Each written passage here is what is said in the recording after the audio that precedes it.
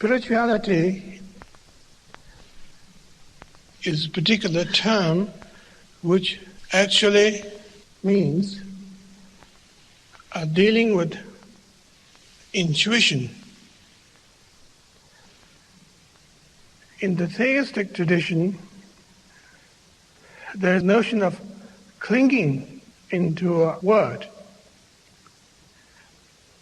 A certain act is regarded as displeasing to divine principles. A certain act is regarded as pleasing for the divine whatever. In the tradition of non-theism, however, it is very direct that the case history are not particularly important. What is actually important is here and now. Here and now. Now is definitely now.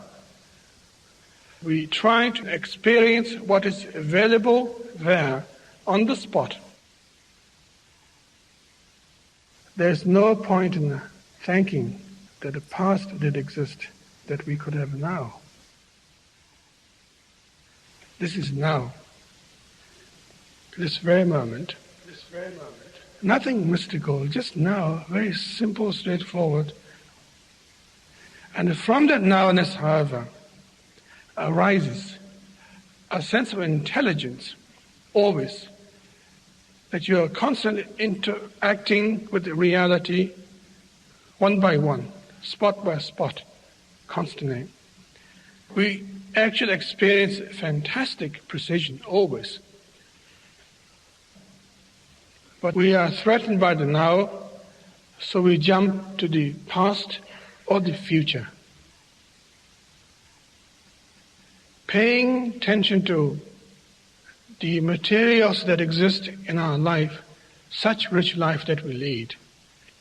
All these choices takes place all the time, but none of them are regarded as bad or good per se.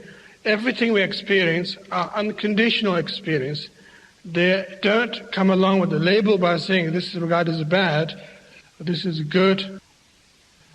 But we experience them, but we don't actually pay heed to them properly.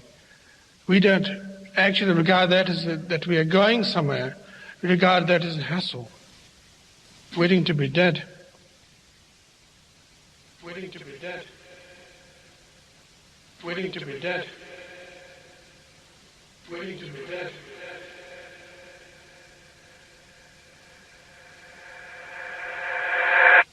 That's the problem.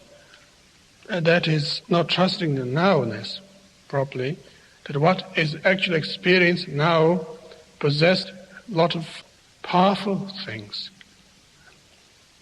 It is so powerful that we can't face it. Therefore we have to borrow from the past, invite future all the time. And maybe that's why we seek religion. Maybe that's why we march in the street.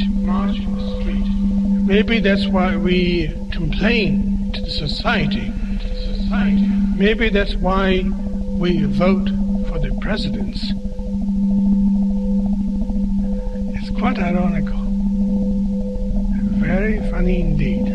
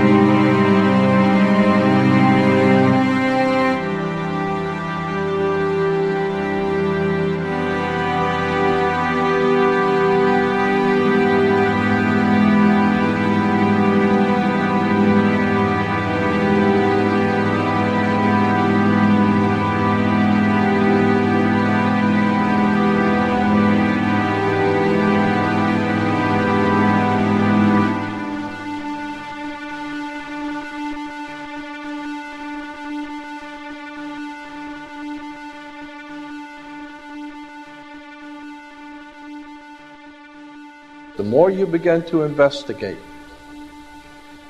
what we think we understand, where we came from, what we think we're doing, the more you begin to see we've been lied to. We've been lied to by every institution. What makes you think for 1 minute that the religious institution is the only one that's never been touched? The religious institutions of this world are at the bottom of the dirt. The religious institutions in this world are put there by the same people who gave you your government, your corrupt education, who set up your international banking cartels, because our masters don't give a damn about you or your family.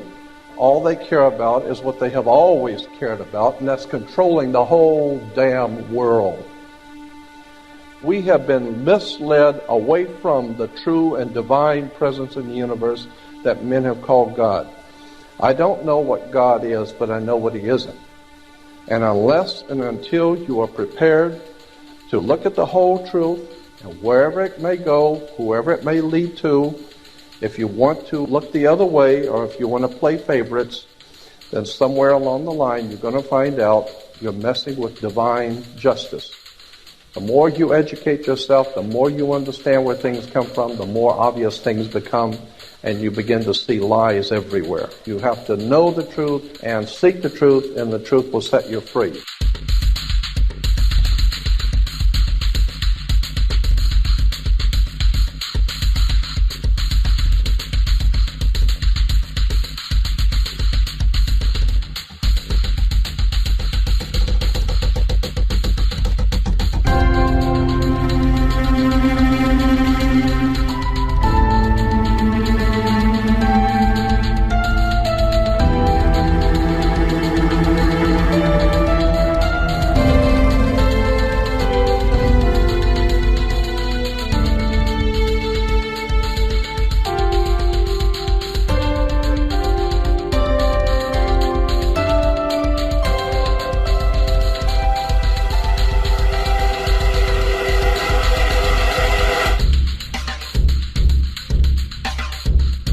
Because I gotta tell you the truth, folks. I gotta tell you the truth. When it comes to bullshit, big time, major league bullshit, you have to stand in awe of the all-time champion of false promises and exaggerated claims, religion. Think about it. Religion has actually convinced people that there's an invisible man living in the sky who watches everything you do every minute of every day. And the invisible man has a special list of 10 things he does not want you to do. And if you do any of these 10 things, he has a special place full of fire and smoke and burning and torture and anguish where he will send you to live and suffer and burn and choke and scream and cry forever and ever till the end of time. But he loves you.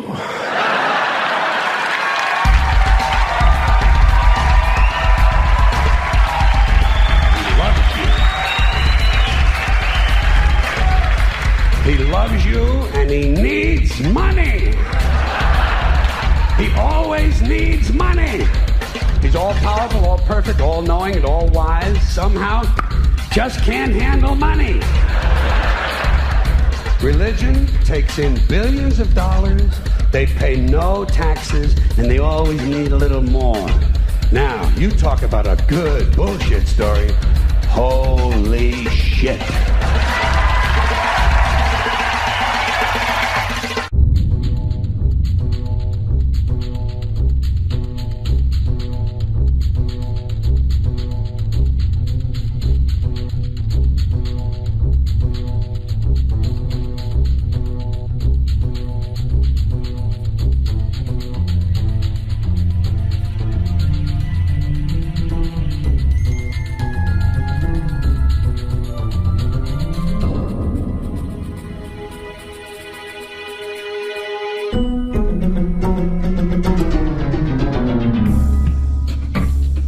This is the sun.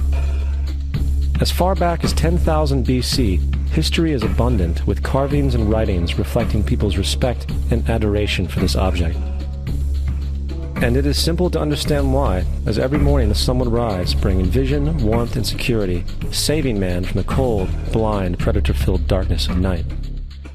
Without it, the cultures understood, the crops would not grow, and life on the planet would not survive.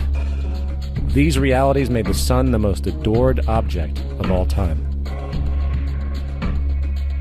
Likewise, they were also very aware of the stars. The tracking of the stars allowed them to recognize and anticipate events which occurred over long periods of time, such as eclipses and full moons. They in turn cataloged celestial groups into what we know today as constellations.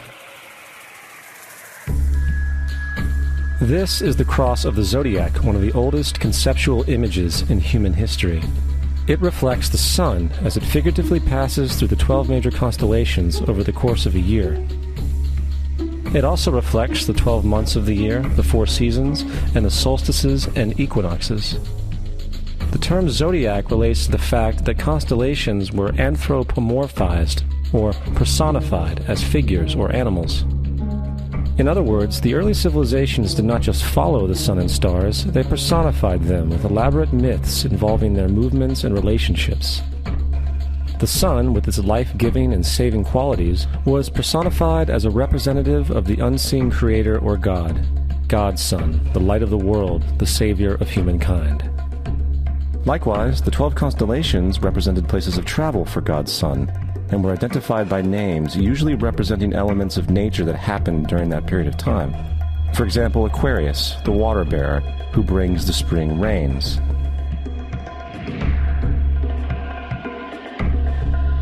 This is Horus.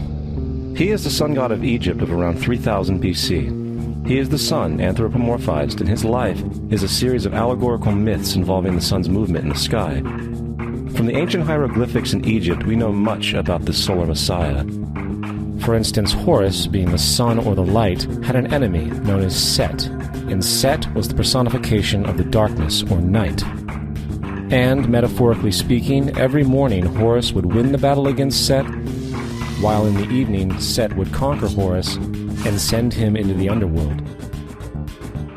It is important to note that dark versus light, or good versus evil, is one of the most ubiquitous mythological dualities ever known, and is still expressed on many levels to this day. Broadly speaking, the story of Horus is as follows. Horus was born on December 25th of the Virgin Isis Mary. His birth was accompanied by a star in the east, and upon his birth he was adored by 3 kings. At the age of 12, he was a prodigal child teacher, and at the age of 30, he was baptized by a figure known as Anup, and thus began his ministry. Horus had 12 disciples he traveled about with, performing miracles such as healing the sick and walking on water. Horus was known by many gestural names such as the Truth, the Light, God's Anointed Son, the Good Shepherd, the Lamb of God, and many others.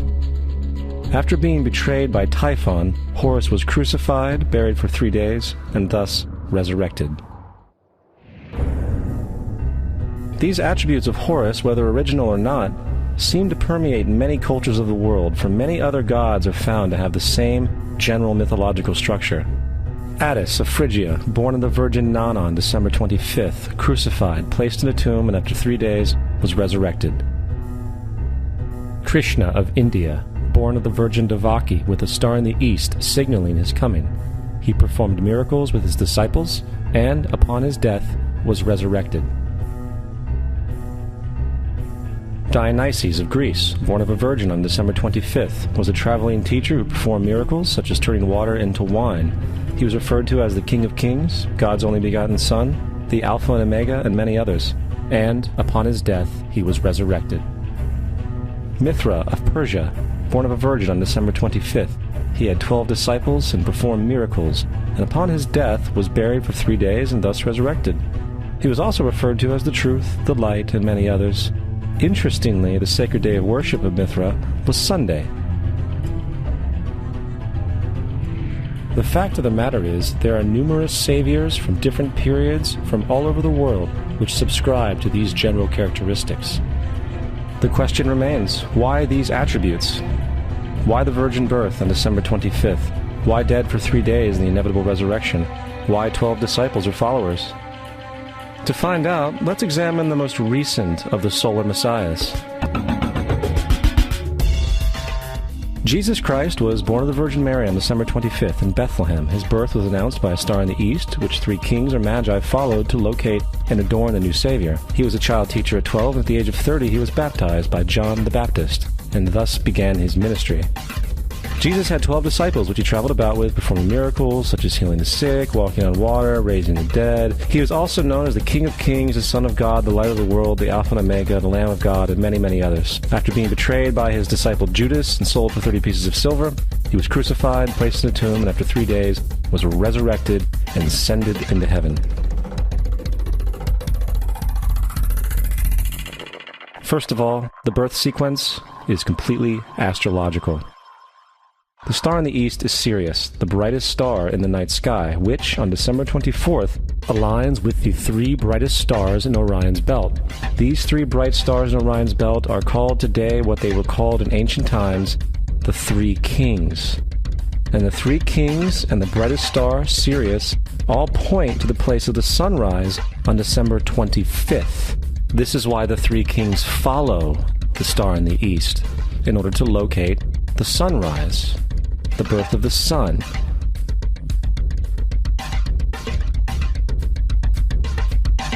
The Virgin Mary is the constellation Virgo, also known as Virgo the Virgin. Virgo in Latin means virgin. Virgo is also referred to as the house of bread, and the representation of Virgo is a virgin holding a sheaf of wheat. This house of bread and its symbol of wheat represents August and September, the time of harvest. In turn, Bethlehem, in fact, literally translates to house of bread. Bethlehem is thus a reference to the constellation Virgo, a place in the sky, not on Earth. There is another very interesting phenomenon that occurs around December 25th, or the winter solstice. From the summer solstice to the winter solstice, the days become shorter and colder. And from the perspective of the northern hemisphere, the sun appears to move south and get smaller and more scarce. The shortening of the days and the expiration of the crops when approaching the winter solstice symbolize the process of death to the ancients. It was the death of the sun. And by December 22nd, the sun's demise was fully realized, for the sun, having moved south continually for 6 months, makes it to its lowest point in the sky. Here a curious thing occurs. The sun stops moving south, at least perceivably, for 3 days. And during this 3-day pause, the sun resides in the vicinity of the Southern Cross, or Crux, constellation. And after this time, on December 25th, the sun moves 1 degree, this time north, foreshadowing longer days, warmth, and spring. And thus it was said, the sun died on the cross, was dead for 3 days, only to be resurrected or born again. This is why Jesus and numerous other sun gods share the crucifixion, 3-day death, and resurrection concept. It is the sun's transition period before it shifts its direction back into the northern hemisphere, bringing spring and thus salvation. However, they did not celebrate the resurrection of the sun until the spring equinox, or Easter. This is because at the spring equinox the sun officially overpowers the evil darkness, as daytime thereafter becomes longer in duration than the night, and the revitalizing conditions of spring emerge. Now, probably the most obvious of all the astrological symbolism around Jesus regards the 12 disciples. They are simply the 12 constellations of the zodiac, which Jesus, being the sun, travels about with. In fact, the number 12 is replete throughout the Bible.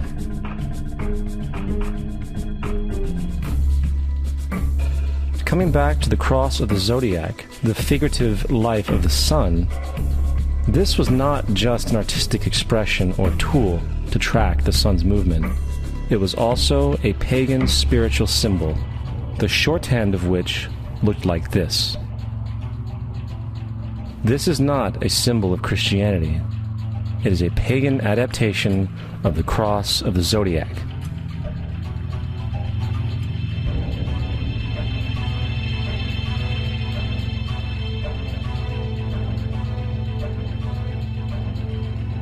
This is why Jesus in early occult art is always shown with his head on the cross, for Jesus is the Son of God, the light of the world, the risen Savior who will come again, as it does every morning, the glory of God who defends against the works of darkness, as he is born again every morning and can be seen coming in the clouds up in heaven with his crown of thorns or sun rays.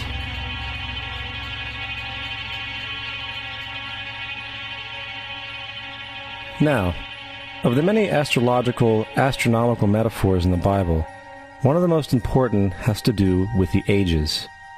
Throughout the scriptures, there are numerous references to the age. In order to understand this, we need to be familiar with a phenomenon known as the precession of the equinoxes.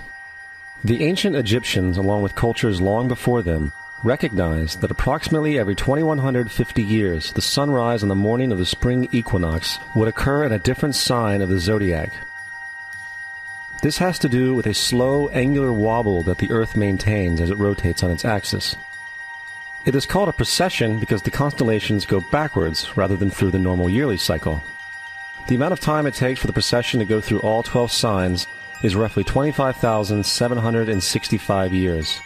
This is also called the Great Year, and ancient societies were very aware of this, and they referred to each 2150-year period as an age. From 4300 BC to 2150 BC, it was the age of Taurus, the bull.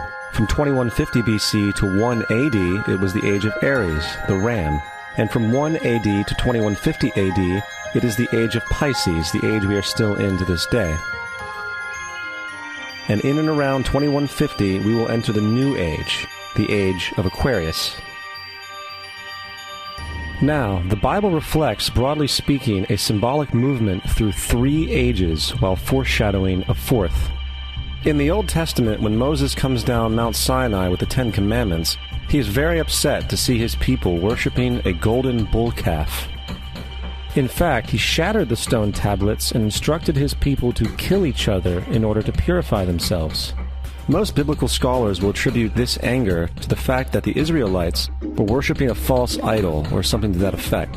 The reality is, the golden bull is Taurus the bull, and Moses represents the new age of Aries the ram. This is why Jews even today still blow the ram's horn. Moses represents the new age of Aries, and upon the new age, everyone must shed the old age. Other deities mark these transitions as well, such as Mithra, a pre-Christian god who kills the bull in the same symbology. Now Jesus is the figure who ushers in the age following Aries, the age of Pisces, or the 2 fish. Fish symbolism is very abundant in the New Testament. Jesus feeds 5,000 people with bread and 2 fish. When he begins his ministry walking along Galilee, he befriends 2 fishermen who follow him. And I think we have all seen the Jesus fish on the back of people's cars. Little do they know what it actually means. It is a pagan astrological symbolism for the sun's kingdom during the age of Pisces. Also, Jesus' assumed birth date is essentially the start of this age. At Luke 22:10, when Jesus is asked by his disciples where the last Passover would be, Jesus replies, "Behold, when ye are entered into the city, there shall a man meet you, bearing a pitcher of water. Follow him into the house where he entereth in." This scripture is by far one of the most revealing of all the astrological references. The man bearing the pitcher of water is Aquarius, the water bearer, who is always pictured as a man pouring out a pitcher of water. He represents the age after Pisces, and when the sun, God's Son, leaves the age of Pisces, Jesus, it will go into the house of Aquarius, as Aquarius follows Pisces in the precession of the equinoxes. All Jesus is saying is that after the age of Pisces will come the age of Aquarius.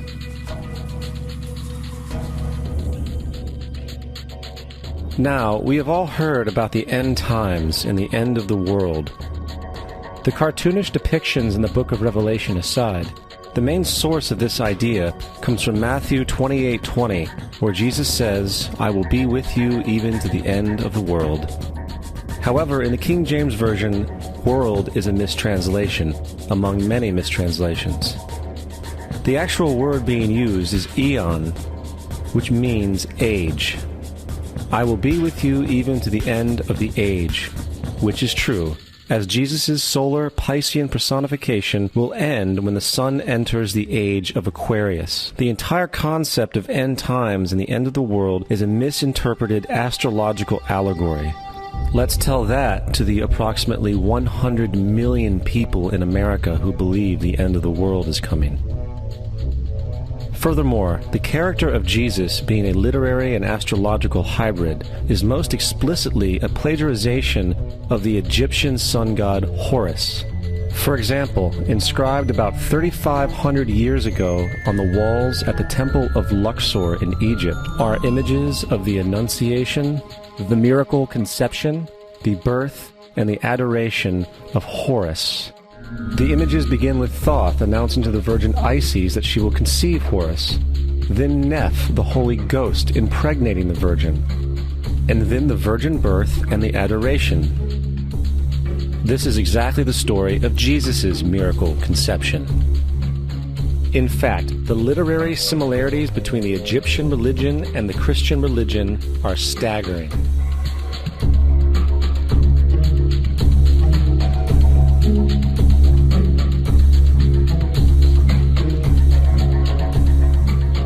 And the plagiarism is continuous.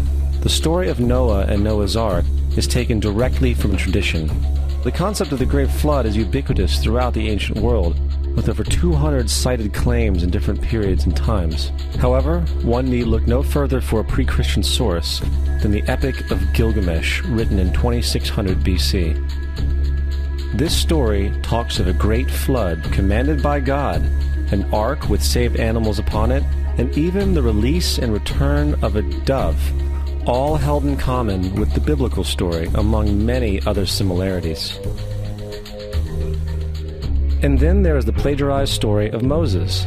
Upon Moses' birth, it is said that he was placed in a reed basket and set adrift in a river in order to avoid infanticide. He was later rescued by a daughter of royalty and raised by her as a prince. This baby in a basket story was lifted directly from the myth of Sargon of Akkad of around 2250 BC. Sargon was born, placed in a reed basket in order to avoid infanticide, and set adrift in a river.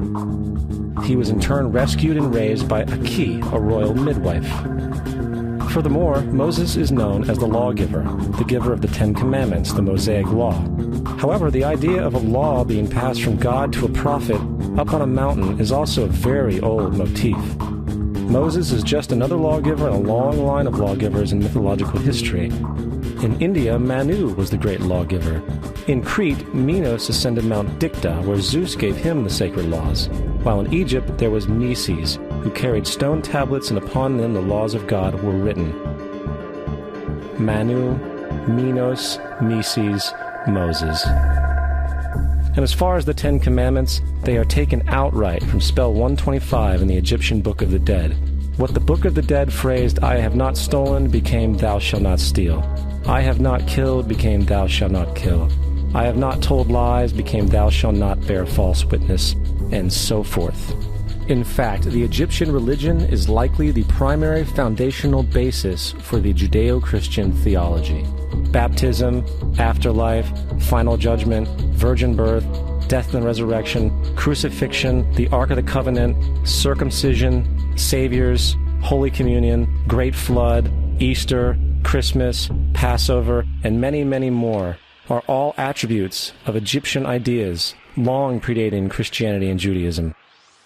Justin Martyr, one of the first Christian historians and defenders, wrote, "When we say that he, Jesus Christ, our teacher, was produced without sexual union, was crucified and died and rose again and ascended into heaven, we propound nothing different from what you believe regarding those who you esteem sons of Jupiter."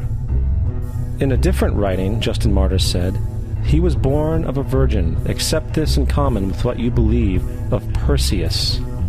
It's obvious that Justin and other early Christians knew how similar Christianity was to the pagan religions. However, Justin had a solution. As far as he was concerned, the devil did it. The devil had the foresight to come before Christ and create his characteristics in the pagan world.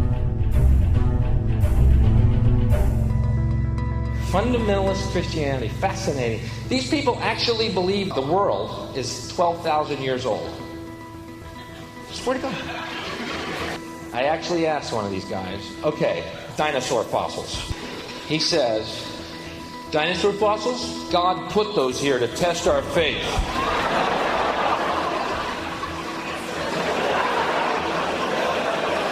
I think God put you here to test my faith, dude.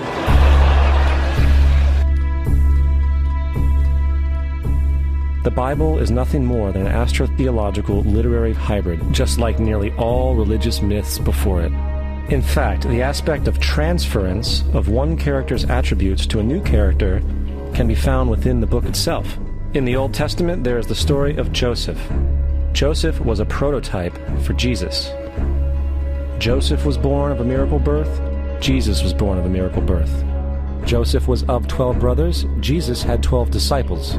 Joseph was sold for 20 pieces of silver. Jesus was sold for 30 pieces of silver. Brother Judah suggests the sale of Joseph. Disciple Judas suggests the sale of Jesus. Joseph began his work at the age of 30. Jesus began his work at the age of 30. The parallels go on and on. Furthermore, is there any non-biblical historical evidence of any person living with the name Jesus, the son of Mary, who traveled about with 12 followers, healing people and the like? There are numerous historians who lived in and around the Mediterranean, either during or soon after the assumed life of Jesus. How many of these historians document this figure? Not one.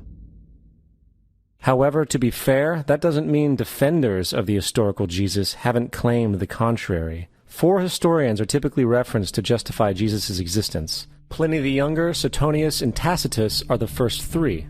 Each one of their entries consists of only a few sentences at best, and only referred to Christus or the Christ, which in fact is not a name but a title. It means the Anointed One. The 4th source is Josephus, and this source has been proven to be a forgery for hundreds of years.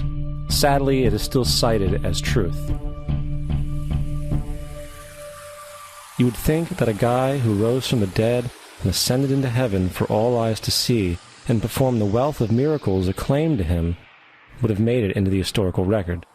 It didn't, because once the evidence is weighed, there are very high odds that the figure known as Jesus did not even exist.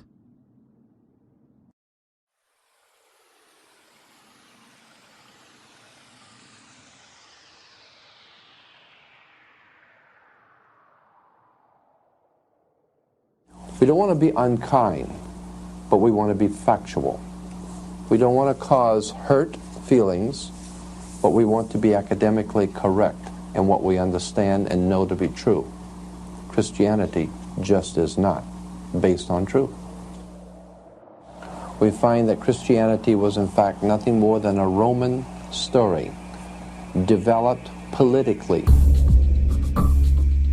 The reality is, Jesus was the solar deity of the Gnostic Christian sect, and like all other pagan gods, he was a mythical figure. It was the political establishment that sought to historize the Jesus figure for social control. By 325 AD in Rome, Emperor Constantine convened the Council of Nicaea. It was during this meeting that the politically motivated Christian doctrines were established, and thus began a long history of Christian bloodshed and spiritual fraud. And for the next 1600 years, the Vatican maintained a political stranglehold on all of Europe, leading to such joyous periods as the Dark Ages, along with enlightening events such as the Crusades and the Inquisition.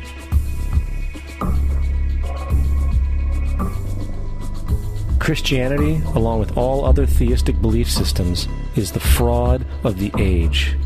It serves to detach the species from the natural world, and likewise each other. It supports blind submission to authority. It reduces human responsibility to the effect that God controls everything, and in turn awful crimes can be justified in the name of a divine pursuit. And most importantly, it empowers those who know the truth, but use the myth to manipulate and control societies. The religious myth is the most powerful device ever created and serves as the psychological soil upon which other myths can flourish.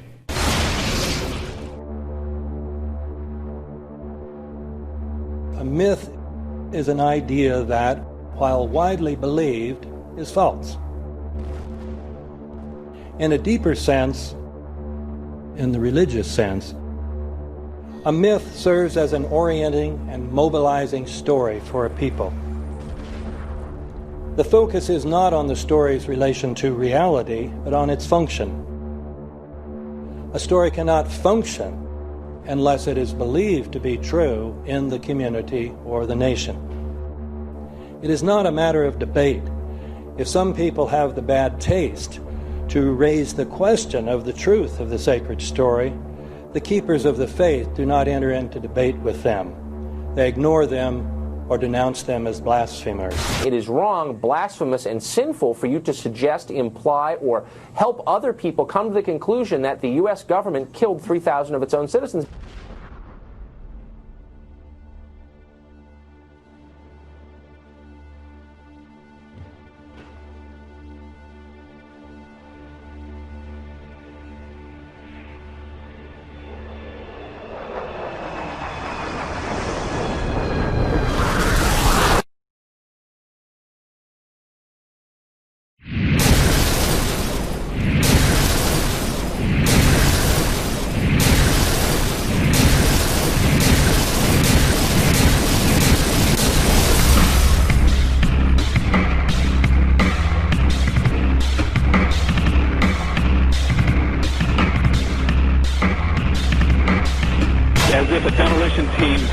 When you see the old demolitions of these old buildings. It looks like one of those scenes of an old building being purposely dynamited and blown up. Anybody who's ever watched a building being demolished on purpose knows that if you're going to do this, you have to get at the under-infrastructure of a building and bring it down. The way the structure is collapsing, this was the result of something that was planned. It's not accidental that the first tower just happened to collapse and then the second tower just happened to collapse in exactly the same way. How they accomplished this, we don't know. The building collapsed to dust. You don't find a desk. You don't find a chair. You don't find a telephone, a computer. The biggest piece of a telephone I found was half of the keypad, and it was about this big. What happened to the concrete? The concrete was pulverized from river to river. There was dust powder 2-3 inches thick. The concrete was just pulverized. Reminiscent of those pictures we've all seen too much on television before, when a building was deliberately destroyed by well-placed dynamite to knock it down. If they had detonated, they were planned to take down a building. Boom, boom, boom, boom, boom. I heard a second explosion. There was a heavy-duty explosion. Then there was some secondary explosions and then subsequent collapses. An explosion blew and it knocked everybody over. To me, it sounded like an explosion. It sounded like gunfire. Bang, bang, bang, bang, bang. And then all of a sudden, 3 big explosions. We heard a big explosion coming down. And then the entire top of the building just blew up. We saw some kind of explosion. By the force of the explosions. Big explosion. Blew us back into the 8th floor. Then we get to the lobby. This is a big explosion. The lobby looked as though a bomb had exploded there. A huge explosion now raining debris. It's been a huge explosion. Huge explosion that we all heard and felt. We just witnessed some kind of follow-up explosion. We heard a very loud blast explosion. A secondary explosion at Tower 1 camp. That is another bomb going off. He thinks that there were actually devices that were planted in the building. Planted in the building.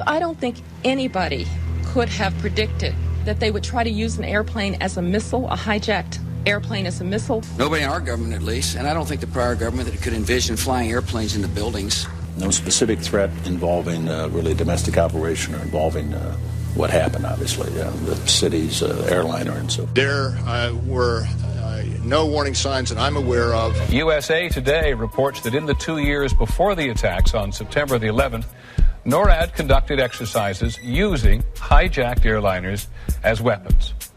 And one target was the World Trade Center.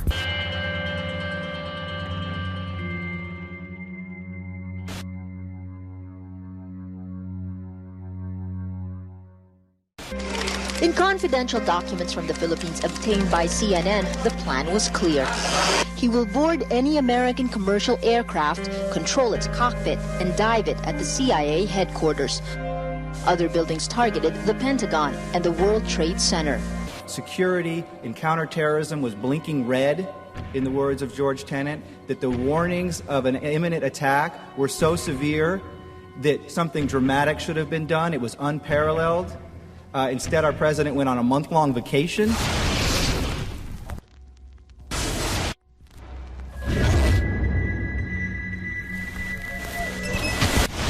The head of Pakistani intelligence at the ISI, Mahmoud Ahmed, requested Omar Sheikh to wire $100,000 to Mohammed Atta, who was the lead hijacker.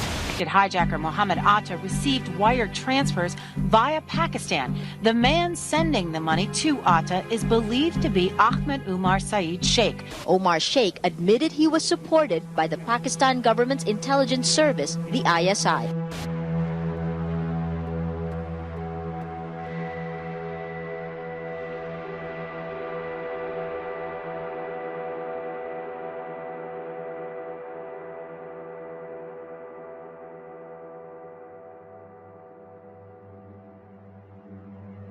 Although we are told that 4 or 5 of the alleged hijackers were on each of the flights.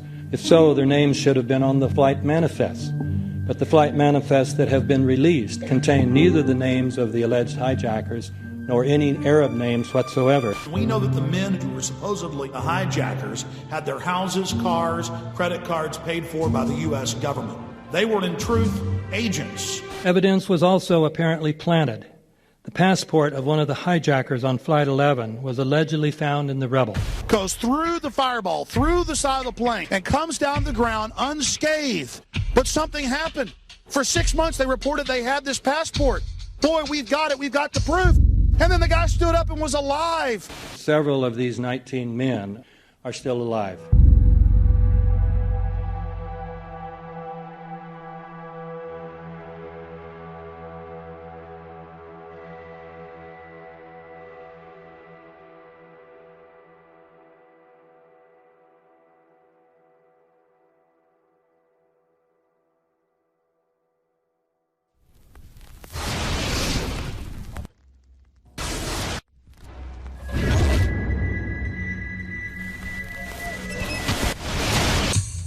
Of course we're after Saddam Hussein, bin Laden. He's January 2001, the Bush administration orders the FBI and intelligence agencies to back off investigations involving the bin Laden family, including 2 of Osama bin Laden's relatives, who were living, guess where, in Falls Church, Virginia, right next to CIA headquarters. When he was already America's most wanted criminal, he reportedly spent 2 weeks in the American hospital in Dubai, was treated by an American doctor, and visited by the local CIA agent. We have not seen one piece of evidence that links Osama bin Laden directly to the planning stages of September 11th. This failure to provide proof was later said to be unnecessary because bin Laden, in a video allegedly found in Afghanistan, admitted responsibility for the attacks. This confession is now widely cited as proof. But the man in this video has darker skin, fuller cheeks, and a broader nose than the Osama bin Laden of all other videos. We again seem to have planted evidence. In 1976, Osama's older brother Salim bin Laden hired a man in Texas by the name of Jim Bath to handle all the investments in the United States for the bin Laden family. Jim Bath also happens to be a personal, almost lifelong friend and former Air National Guard pilot with George W. Bush. The connections between the Bushes and the bin Ladens become much more clear when George Herbert Walker Bush made trips to Saudi Arabia in 1998 and 2000 to meet with the bin Laden family on behalf of a company called the Carlyle Group.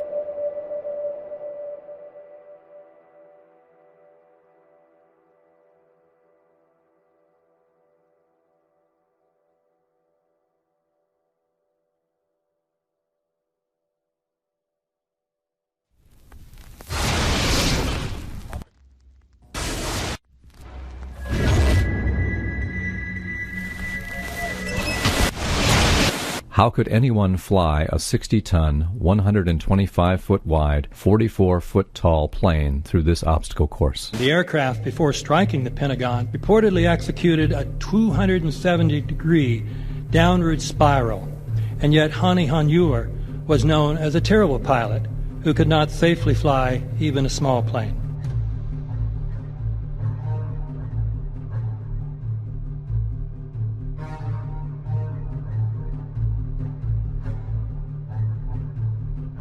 No seats, no luggage, no bodies. Nothing but bricks and limestone. The official explanation is that the intense heat from the jet fuel vaporized the entire plane. Flight 77 had 2 Rolls-Royce engines made of steel and titanium alloy and weigh 6 tons each. It is scientifically impossible that 12 tons of steel and titanium was vaporized by jet fuel. We're also told that the bodies were able to be identified either by their fingerprints or by the DNA. So what kind of fire can vaporize aluminum and tempered steel and yet leave human bodies intact? From my close-up inspection, there's no evidence of a plane having crashed anywhere near the Pentagon. And as I said, the only pieces left that you can see are small enough that you could pick up in your hand. Shortly after the strike, government agents picked up debris and carried it off. The entire lawn was covered with dirt and gravel, so that any remaining forensic evidence was literally covered up. The videos from security cameras, which would show what really hit the Pentagon, were immediately confiscated by agents of the FBI, and the Department of Justice has to this day refused to release them. If these videos would prove that the Pentagon was really hit by a 757, most of us would assume the government would release them.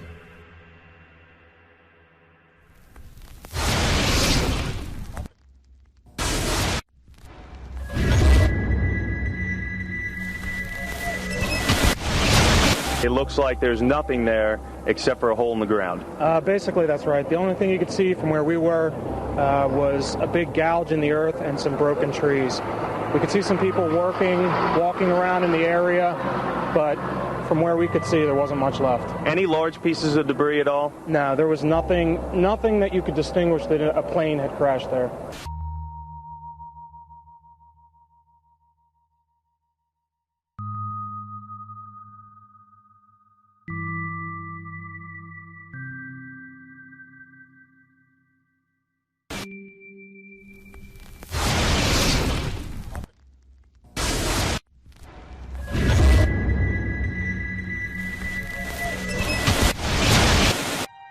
Pancake theory, according to which the fires, while not melting the steel, heated it up sufficiently to cause the floors weakened by the airplane strikes to break loose from the steel columns, and this started a chain reaction. So you would expect then from that theory, which is the official theory, to see a whole stack of floors piled up on top of each other and then a spindle of core columns standing too. The core of each of the twin towers consisted of 47 massive steel columns. If the floors had broken loose from them, these columns would have still been sticking up into the air 1,000 feet. The plane did not cut all those core columns. We designed the buildings to take the impact of the Boeing 707 hitting the building at any location. The building probably could sustain multiple impacts of jetliners. That the plane flew straight into the building. Through him, right. Yeah. So you're saying that the building was actually designed to cope with a hole like that and still survive? Yeah, it was. If you had dropped, say, a billiard ball From the top of the World Trade Center, 110 floors up there, it would have taken 8 to 10 seconds to hit the ground, encountering no resistance whatsoever. The Twin Towers came down in nearly free-fall speed. 200,000 tons of steel shatters and explodes outwards over 500 feet. This means that floors shattered at an average rate of about 10 floors per second. There is no scenario for a pancake effect of buildings falling that allows them to fall at the rate of free fall. Now what can do that? What can move mass out of the way? Explosives.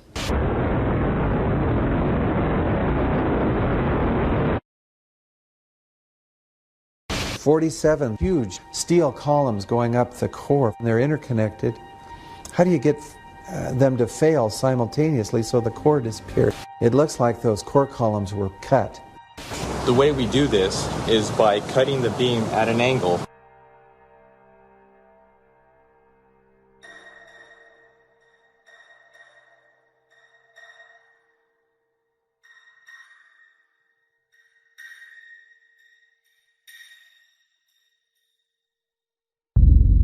I started looking at the molten metal. All three buildings, both towers in the rubble, in the basement areas, and Building 7, there's these pools of molten metal.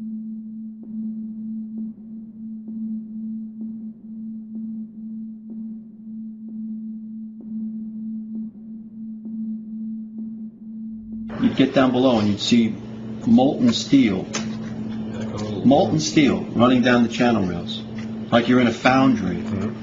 Like lava. The molten steel was found 3, 4, and 5 weeks later, when the rubble was being removed. He said that molten steel was also found underneath World Trade Center 7. So I'm looking through the official reports. What do they say about the molten metal? They say nothing. Now, wait a minute. This is important evidence. So where'd that come from? Thermite is so hot that it'll just cut through steel, through structural steel, for example, like a knife through butter. The products are molten iron and aluminum oxide, which goes off primarily as a dust. You know those enormous dust clouds? You can imagine when you assemble these chemicals on a large scale.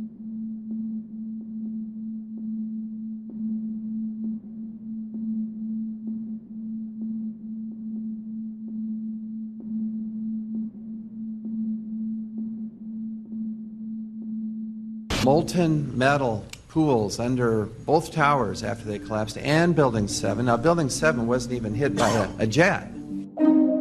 Part of the problem is that most people simply don't know much about Building 7 due to the extraordinary secrecy surrounding this collapse. And this was a 47-story skyscraper. This building fell at 5:25. It was not hit by a plane. This building had fires on only 2 or 3 floors. And it was brought down by what we know was a controlled demolition. Demolitions, they look just like that. You know, a kink in the middle, and then that building just comes straight down, almost at free fall speed. They first blow one of the central columns so the building falls in on itself. Building 7 had a classic crimp or wedge. Its central column was blown out first, so it didn't structurally damage buildings just a few feet away from it.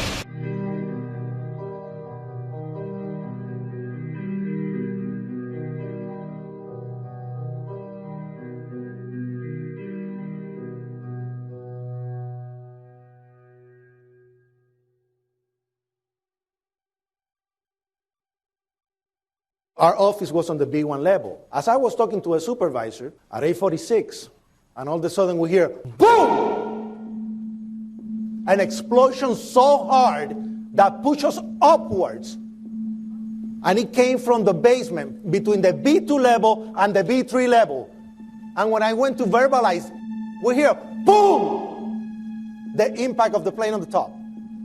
As I'm walking by the main freight corridor building in the corridor, that's when I got blown. I mean, the impact of the explosion threw me to the floor, and that's when everything started happening. All of a sudden, a big impact happened again, and all the ceiling tile was falling down, the light fixtures were falling. You know, you got to go clear across the whole from 1 to 2 World Trade Center, and then all of a sudden, it happened all over again. Something else hit us to the floor. Right in the basement, you felt it. Walls were caving in, everything that was going on. I mean, I know of people that got killed in the basement. I know of people that got broken legs in the basement. People that got reconstructive surgery because the walls hit them in the face.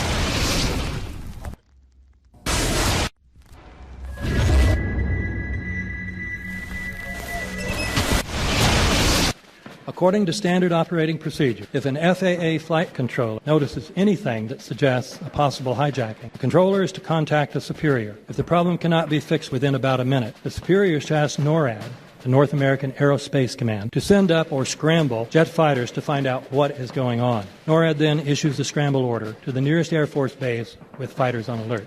But although interceptions usually occur within 10 or so minutes, in this case, 80 or so minutes had elapsed before fighters were even airborne. It's a mind-bending anomaly. Not a single U.S. Air Force interceptor turns a wheel until it's too late. There are no jets at all. What if they were so confused and had been so deliberately confused that they couldn't respond? The reason that they didn't know where to go was because a number of conflicting and overlapping war game exercises were taking place. It involved the insertion of false radar blips onto radar screens in the Northeast Air Defense Sector. Center Team U, we have a problem here. We have a hijacked aircraft headed towards New York. We need someone to scramble some F-16s or something up there to help us out. Is this real world or exercise? Is this real world or exercise? There was another exercise, Vigilant Warrior, which was, in fact, according to a NORAD source, a live-fly hijack drill being conducted at the same time. With only 8 available fighter aircraft, and they have to be dispatched in pairs, they were dealing with as many as 22 possible hijacks on the day of 9/11, and they couldn't separate the war game exercises from the actual hijacks.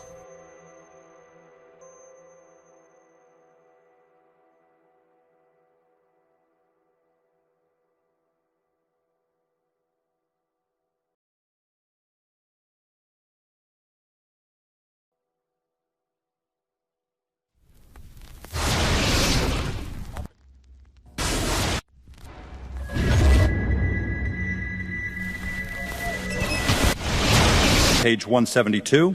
The U.S. government has not been able to determine the origin of the money used for the 9/11 attacks.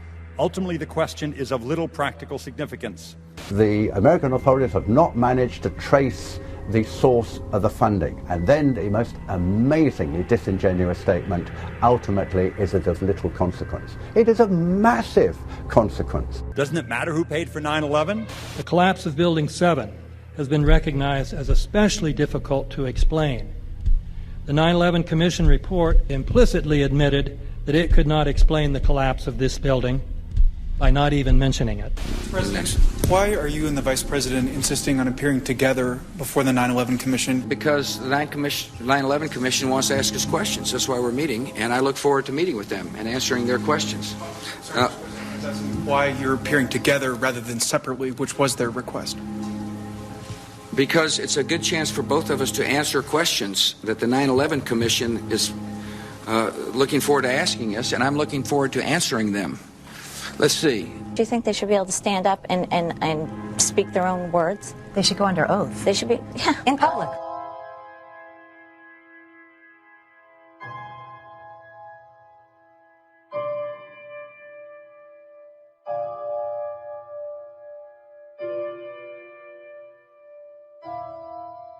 Don't you think that the families deserve to have a transcript or to be able to see what you Adam, said? you asked me that question yesterday. I got the same answer, yeah. The final report was a unanimous report. That means that if there was a single commissioner who had any objection about anything, that fact would be dropped from the report.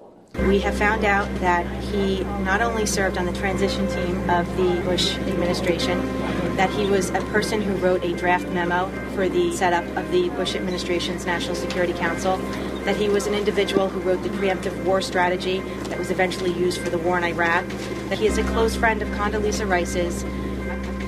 We want him to resign. There is literally nothing in the 9/11 report that the Bush administration did not approve of.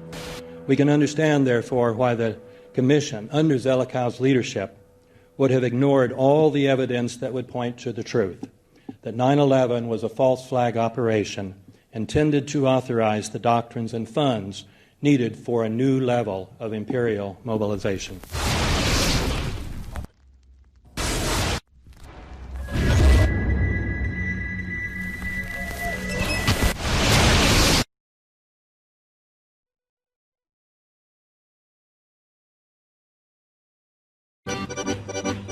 armed with knives, armed with chemical, biological, nuclear weapons. Fanatics, terrorists, September 11th. September 11th, killers, September 11th, terrorists. Terrorists of Al-Qaeda, terrorists, nuclear weapons, terrorists. 9/11, terror, terrorists, evil. September 11th, September 11th. The terrorists, war and danger. September 11th, terrorism, global terrorism, terrorism, terrorists. Terrorists, terrorists, terrorists, terrorists, the terror. Terrorists, terrorists, terrorism. September 11th, global terrorism, terrorists. Terrorism. September 11th, world terrorism, terrorism. September 11th, global terrorism. September the 11th, terror. Weapons of mass destruction. September the 11th, terrorists. The evil terrorists, no. Terrorism. The words are hypnotically repeated. Terrorism, terrorist, terrorist threat, and of course, believed to be linked to Al-Qaeda. But it's the so-called war on terrorism that's in our faces practically 24/7 as the inescapable focus of our existence. One day, our grandchildren will look back on this time and ask, how was the war on terror won? The entire U.S. ruling class, ruling elite, comes to see terrorism as the preferred means, indeed the only means, to provide social cohesion, to provide an enemy image for the society to keep it together. According to neocon theory from Carl Schmitt, you have to have an enemy image in order to have a society. It's a very dangerous thing because now it means that the entire social order, the political parties, intellectual life, politics in general, all based on a monstrous myth. Monstrous myth.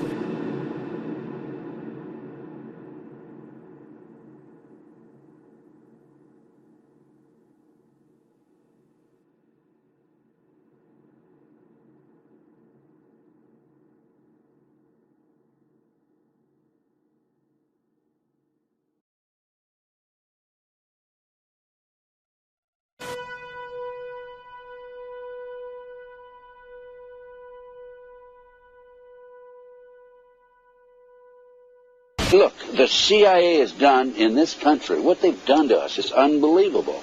Look at the terrorist acts that have occurred. The CIA behind most, if not all of them. We had the Marine barracks. We had our embassy in Kenya. We had Pan Am 103. We had the USS Cole.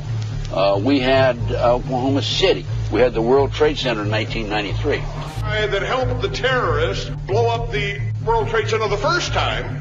They built the bomb. They got the driver's license.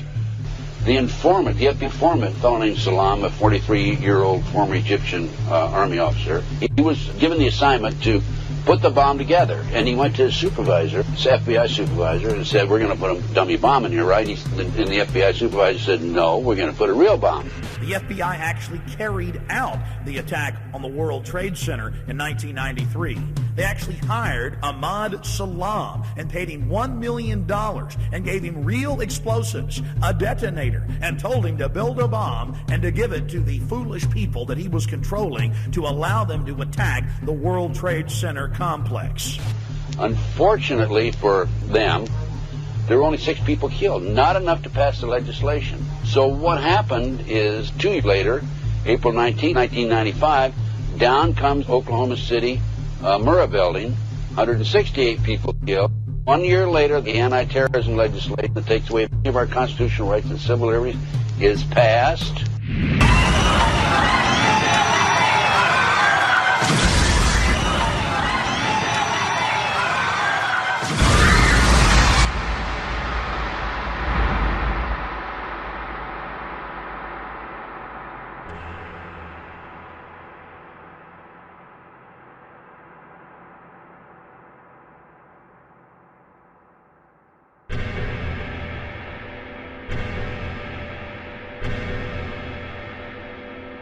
Because at 9:30 this morning, we were actually running an exercise for over a company of 1,000 people in London, based on simultaneous bombs going off precisely at the railway stations that happened this morning. So I still have the hairs on the back of my neck standing upright. To get this quite straight, you were running an exercise to see how you would cope with this, and it happened while you were running the exercise? Precisely.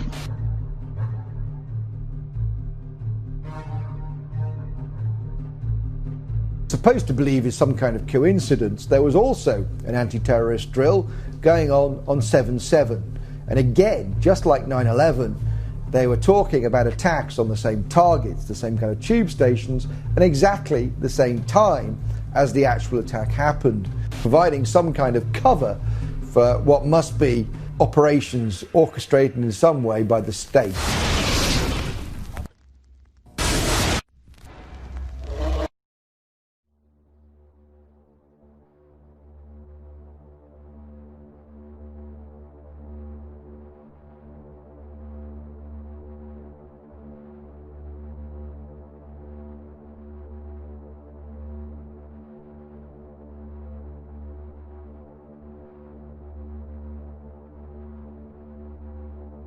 I am absolutely appalled at how much people in this country do not think.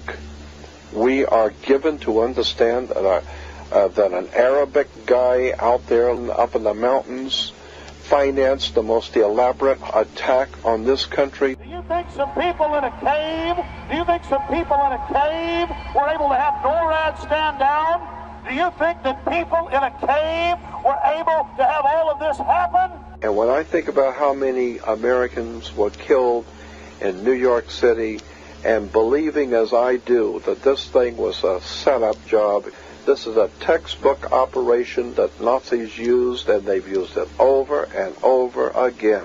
America has been suckered in one more time. I don't have to tell you things are bad. Everybody knows things are bad. The dollar buys a nickel's worth. Banks are going bust. Shopkeepers keep a gun under the counter. Punks are running wild in the street. There's nobody anywhere who seems to know what to do, and there's no end to it. We know the air is unfit to breathe and our food is unfit to eat. We sit watching our TVs while some local newscaster tells us that today we had 15 homicides and 63 violent crimes, as if that's the way it's supposed to be. We know things are bad, worse than bad. They're crazy. It's like everything everywhere is going crazy, so we don't go out anymore. We sit in the house, and slowly the world we're living in is getting smaller, and all we say is, please, at least leave us alone in our living rooms. Let me have my toaster and my TV and my steel-belted radios, and I won't say anything. Just leave us alone. Well, I'm not going to leave you alone. I want you to get mad. I don't want you to protest. I don't want you to riot. I don't want you to write to your congressman because I wouldn't know what to tell you to write. I don't know what to do about the depression and the inflation and the Russians and the crime in the street. All I know is that first, you've got to get mad. You've got to say, I'm a human being. God damn it. My life has value.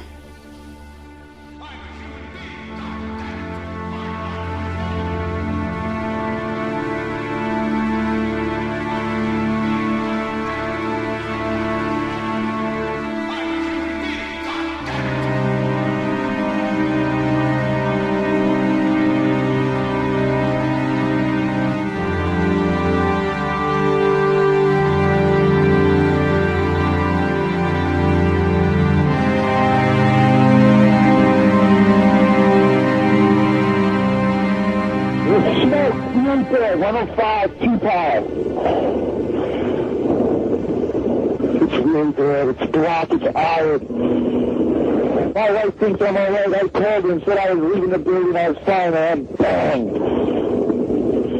It's 3 of us, 2 broken windows. Oh, God! Ah!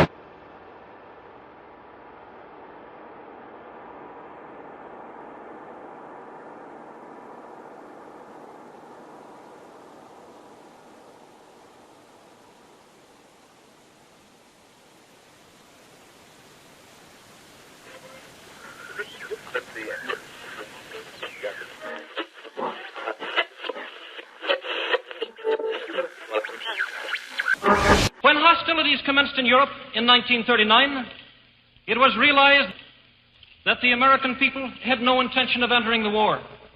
But they believed that this country could be enticed into the war in very much the same way that it was enticed into the last one.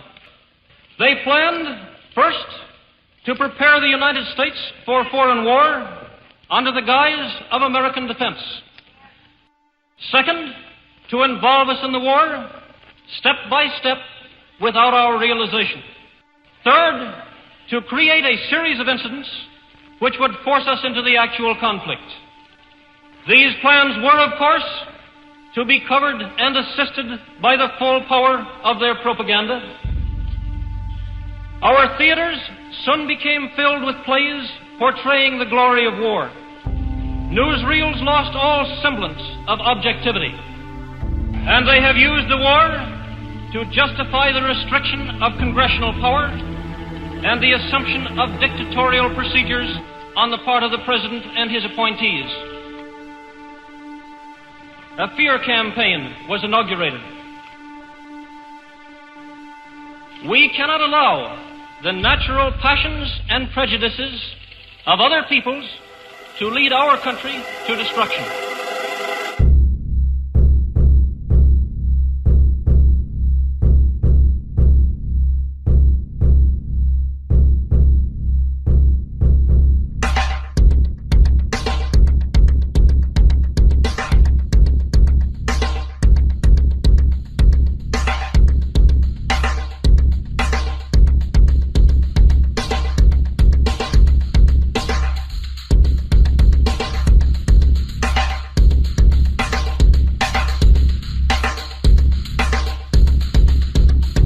(1775), the American Revolutionary War began as the American colonies sought to detach from England and its oppressive monarchy. Though many reasons are cited for the revolution, one in particular sticks out as the prime cause: that King George III of England outlawed the interest-free, independent currency the colonies were producing and using for themselves, in turn forcing them to borrow money from the Central Bank of England at interest, immediately putting the colonies into debt. And, as Benjamin Franklin later wrote, the refusal of King George III to allow the colonies to operate an honest money system which freed the ordinary man from the clutches of the money manipulators was probably the prime cause of the revolution. In 1783, America won its independence from England. However, its battle against the central bank concept and the corrupt, greed-filled men associated with it had just begun. So what is a central bank? A central bank is an institution that produces the currency of an entire nation. Based on historical precedent, two specific powers are inherent in central banking practice: the control of interest rates and the control of the money supply, or inflation. The central bank does not simply supply a government's economy with money, it loans it to them at interest. Then, through the use of increasing and decreasing the supply of money, the central bank regulates the value of the currency being issued. It is critical to understand that the entire structure of this system can only produce one thing in the long run: debt. It doesn't take a lot of ingenuity to figure this scam out. For every single dollar produced by the central bank is loaned at interest. That means every single dollar produced is actually the dollar plus a certain percent of debt based on that dollar. And since the central bank has the monopoly over the production of the currency for the entire country, and they loan each dollar out with immediate debt attached to it, where does the money to pay for the debt come from? It can only come from the central bank again, which means the central bank has to perpetually increase its money supply to temporarily cover the outstanding debt created, which in turn, since that new money is loaned out at interest as well, creates even more debt. The end result of this system without fail is slavery, for it is impossible for the government and thus the public to ever come out of the self-generating debt. The founding fathers of this country were well aware of this.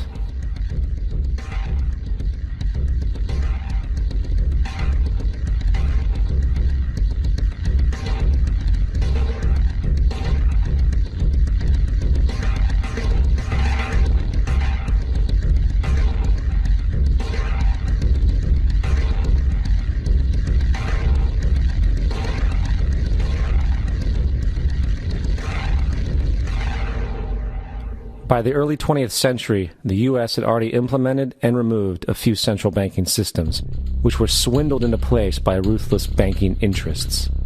At this time, the dominant families in the banking and business world were the Rockefellers, the Morgans, the Warburgs, the Rothschilds.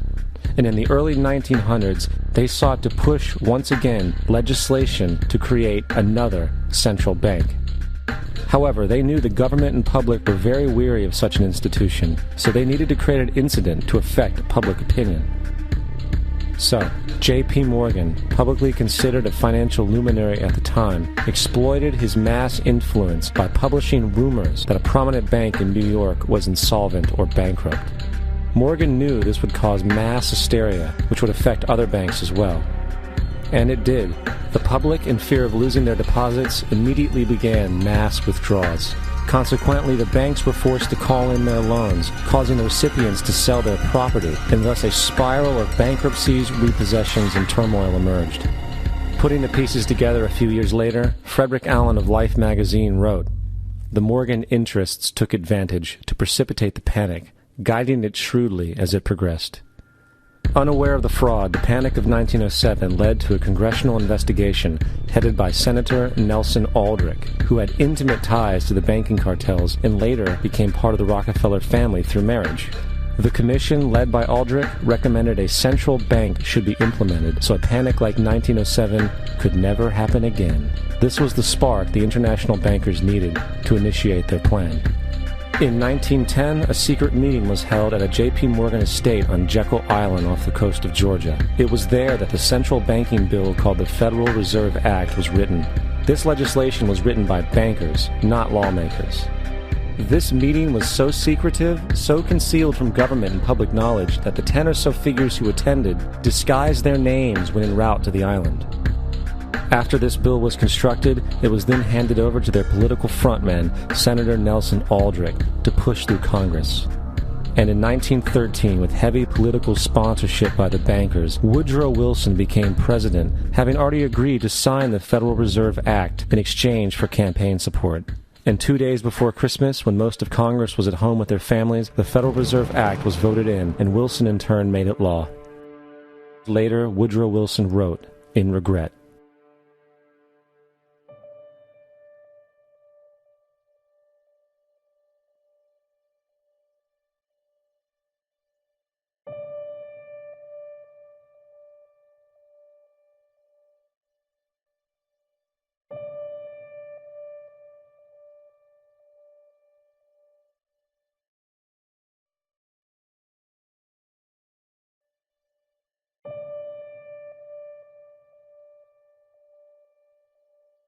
Congressman Louis McFadden also expressed the truth after the passage of the bill. A world banking system was being set up here, a superstate controlled by international bankers, acting together to enslave the world for their own pleasure. The Fed has usurped the government. Now, the public was told that the Federal Reserve System was an economic stabilizer, and inflation and economic crises were a thing of the past. Well, as history has shown, nothing is further from the truth. The fact is, the international bankers now had a streamlined machine to expand their personal ambitions. It's alive! It's alive! It's alive! For example, from 1914 to 1919, the Fed increased the money supply by nearly 100%, resulting in extensive loans to small banks and the public. Then, in 1920, the Fed called in mass percentages of the outstanding money supply, thus resulting in the supporting banks having to call in huge numbers of loans, and, just like 1907, bank runs, bankruptcy, and collapse occurred. Over 5,400 competitive banks outside of the Federal Reserve System collapsed, further consolidating the monopoly of the small group of international bankers. Privy to this crime, Congressman Lindbergh stepped up and said in 1921, "Under the Federal Reserve Act, panics are scientifically created. The present panic is the first scientifically created one, worked out as we figure a mathematical equation." However, the Panic of 1920 was just a warm-up. From 1921 to 1929, the Fed again increased the money supply, resulting once again in extensive loans to the public and banks. There was also a fairly new type of loan called a margin loan in the stock market. Very simply, the margin loan allowed an investor to put down only 10% of a stock's price, with the other 90% being loaned through the broker. In other words, a person could own $1,000 worth of stock with only $100 down. This method was very popular in the roaring 1920s, as everyone seemed to be making money in the market. However, there was a catch to this loan. It could be called in at any time and had to be paid within 24 hours. This is termed a margin call, and the typical result of a margin call is the selling of the stock purchased with the loan. So, a few months before October in 1929, J.D. Rockefeller, Bernard Baruch, and other insiders quietly exited the market, and on October 24, 1929, the New York financiers who furnished the margin loans started calling them in masse. This sparked an instantaneous, massive sell-off in the market, for everyone had to cover the margin loans. It then triggered mass bank runs for the same reason, in turn collapsing over 16,000 banks, enabling the conspiring international bankers to not only buy up rival banks at a discount, but to also buy up whole corporations at pennies on the dollar. It was the greatest robbery in American history. But that didn't stop there. Rather than expanding the money supply in order to recover from this economic collapse, the Fed actually contracted it, fueling one of the largest depressions in history. Once again outraged, Congressman Louis McFadden, a longtime opponent of the banking cartels, began bringing impeachment proceedings against the Federal Reserve Board, saying of the crash and depression, it was a carefully contrived occurrence. International bankers sought to bring about a condition of despair so that they might emerge the rulers of us all. Not surprisingly, and after 2 previous assassination attempts, McFadden was poisoned at a banquet before he could push for the impeachment.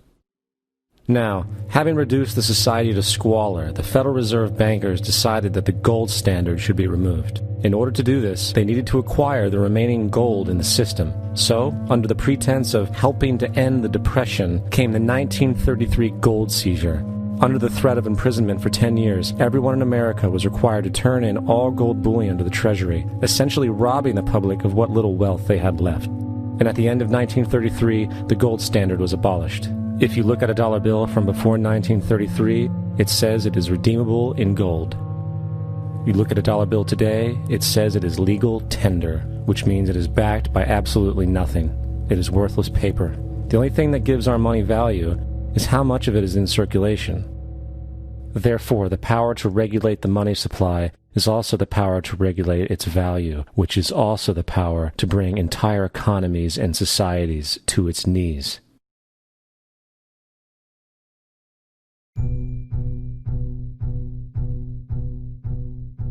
It's important to clearly understand, the Federal Reserve is a private corporation. It is about as Federal Express. It makes its own policies and is under virtually no regulation by the U.S. government. It is a private bank that loans all the currency at interest to the government, completely consistent with the fraudulent central banking model that the country sought to escape from when it declared independence in the American Revolutionary War.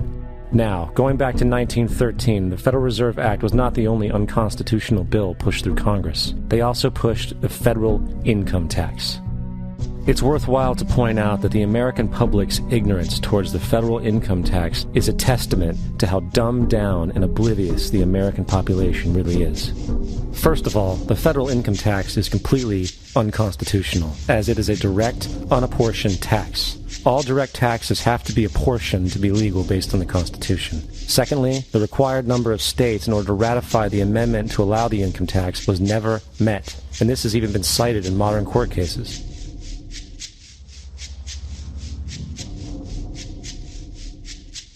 Third, at the present day, roughly 25% of the average worker's income is taken via this tax. And guess where that money goes? It goes to pay the interest on the currency being produced by the fraudulent Federal Reserve Bank, a system that does not have to exist at all.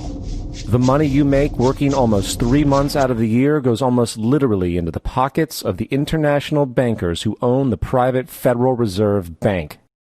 And fourth, even with the fraudulent government claim as to the legality of the income tax, there is literally no statute, no law in existence that requires you to pay this tax, period.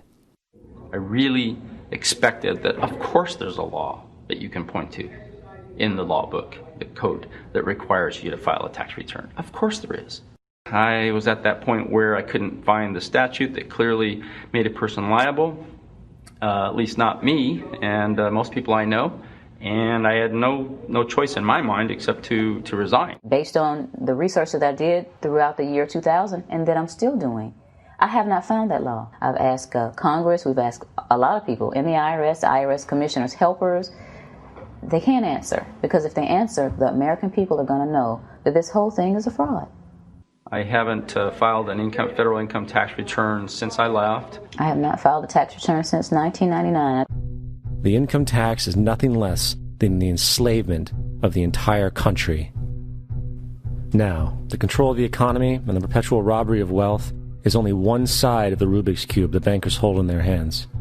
The next tool for profit and control is war. Since the inception of the Federal Reserve in 1913, a number of large and small wars have commenced. The three most pronounced were World War I, World War II, and Vietnam. World War I. In 1914, European wars broke out centered around England and Germany. The American public wanted nothing to do with the war. In turn, President Woodrow Wilson publicly declared neutrality. However, under the surface, the U.S. administration was looking for any excuse it could find to enter it. In a noted observation by Secretary of State William Jennings, the large banking interests were deeply interested in the World War because of the wide opportunities for large profits.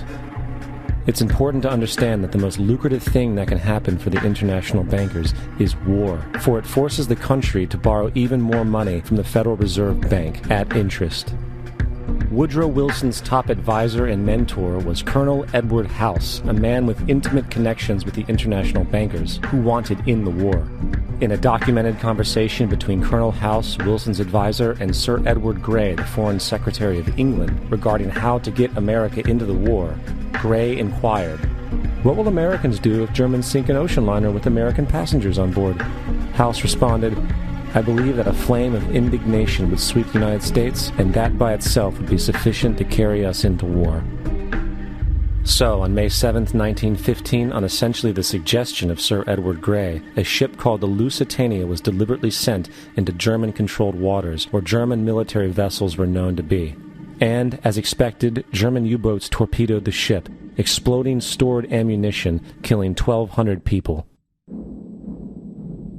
To further understand the deliberate nature of this setup, the German embassy actually put advertisements in the New York Times telling people that if they boarded the Lusitania, they did so at their own risk, as such a ship sailing from America to England through the war zone would be liable to destruction.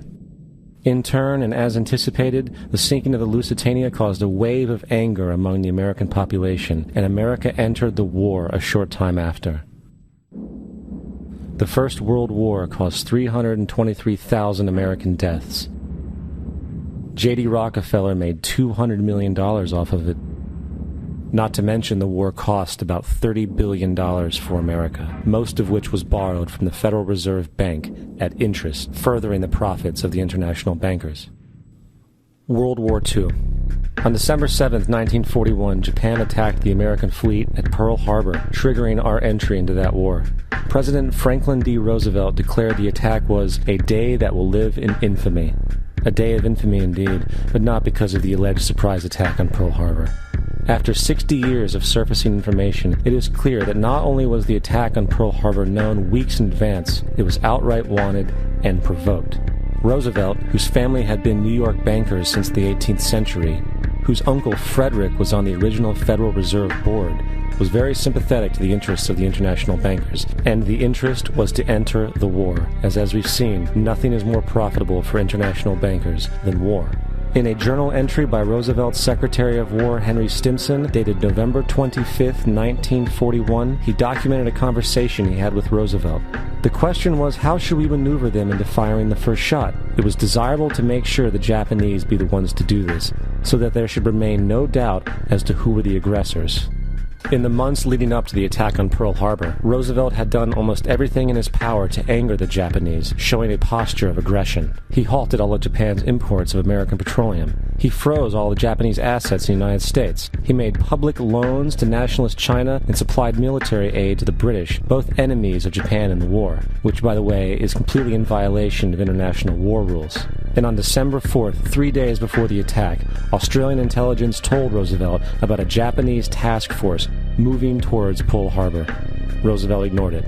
So, as hoped and allowed, on December 7, 1941, Japan attacked Pearl Harbor, killing 2,400 soldiers. Before Pearl Harbor, 83% of the American public wanted nothing to do with the war. After Pearl Harbor, 1 million men volunteered for the war. It is important to note, Nazi Germany's war effort was largely supported by two organizations, one of which was called IG Farben. IG Farben produced 84% of Germany's explosives, and even the Zyklon B used in the concentration camps to kill millions. One of the unspoken partners of IG Farben was J.D. Rockefeller's Standard Oil Company in America. In fact, the German Air Force could not operate without a special additive patented by Rockefeller Standard Oil. The drastic bombing of London by Nazi Germany, for example, was made possible by a $20 million sale of fuel to IG Farben by the Rockefeller Standard Oil Company. This is just one small point on the topic of how American business funded both sides of World War II. One other treasonous organization worth mentioning is the Union Banking Corporation of New York City. Not only did it finance numerous aspects of Hitler's rise to power, along with actual materials during the war, it was also a Nazi money laundering bank, which was eventually exposed for having millions of dollars of Nazi money in its vaults. The Union Banking Corporation of New York was eventually seized for violations of the Trading with the Enemy Act. Guess who the director and vice president of the Union Bank was? Prescott Bush, our current president's grandfather, and of course our former president's father. Keep that in mind when considering the moral and political dispositions of the Bush family. Vietnam. The United States' official declaration of war on North Vietnam in 1964 came after an alleged incident involving 2 U.S. destroyers being attacked by North Vietnamese PT boats in the Gulf of Tonkin. This was known as the Gulf of Tonkin Incident. This single situation was the catalytic pretext for massive troop deployment and full-fledged warfare. One problem, however, the attack on the U.S. destroyers by Vietnamese PT boats never happened. It was a completely staged event to have an excuse to enter the war. Former Secretary of Defense Robert McNamara stated years later that the Gulf of Tonkin incident was a mistake, while many other insiders and officers have come forward, relaying that it was a contrived farce, a complete lie. Once in the war, it was business as usual. In October 1966, President Lyndon Johnson lifted trading restrictions on the Soviet bloc, knowing full well that the Soviets were providing upwards of 80% of North Vietnam's war supplies. Consequently, Rockefeller interests financed factories in the Soviet Union, which the Soviets used to manufacture military equipment and send it to North Vietnam. However, the funding of both sides of this conflict was only one side of the coin. In 1985, Vietnam's rules of engagement were declassified. This detailed what American troops were and were not allowed to do in the war. It included absurdities like North Vietnamese anti-aircraft missile systems could not be bombed until they were known to be fully operational. No enemy could be pursued once they crossed the border of Laos or Cambodia. And most revealing of all, the most critical strategic targets were not allowed to be attacked unless initiated by high military officials. Apart from these imposed ludicrous limitations, North Vietnam was informed of these restrictions and therefore could base entire strategies around the limitations of the American forces. This is why the war went on so long. And the bottom line is this: the Vietnam War was never meant to be won, just sustained. This war for profit resulted in 58,000 American deaths and 3 million dead Vietnamese. So, where are we now? September 11th was the jumpstart for what is now an accelerated agenda by the ruthless elite. It was a staged war pretext no different than the sinking of the Lusitania, the provoking of Pearl Harbor, and the Gulf of Tonkin lie. In fact, if 9/11 wasn't a planned war pretext, it would be an exception to the rule. It has been used to launch 2 unprovoked illegal wars, one against Iraq and one against Afghanistan. However, 9/11 was a pretext for another war as well, the war against you. The Patriot Act, Homeland Security, the Military Tribunals Act, and other legislations are all completely and entirely designed to destroy your civil liberties and limit your ability to fight back against what is coming. Currently in the United States, unannounced to most brainwashed Americans, your home can be searched without a warrant, without you being home. You can in turn be arrested with no charges revealed to you, detained indefinitely with no access to a lawyer, and legally tortured, all under the suspicion that you might be a terrorist. If you need a painted picture of what is happening in this country, let's recognize how history repeats itself. In February 1933, Hitler staged a false flag attack, burning down his own German parliament building, the Reichstag, and blamed it on communist terrorists. Within the next few weeks, he passed the Enabling Act, which completely eradicated the German Constitution, destroying people's liberties. He then led a series of preemptive wars, all justified to the German people as necessary to maintaining homeland security.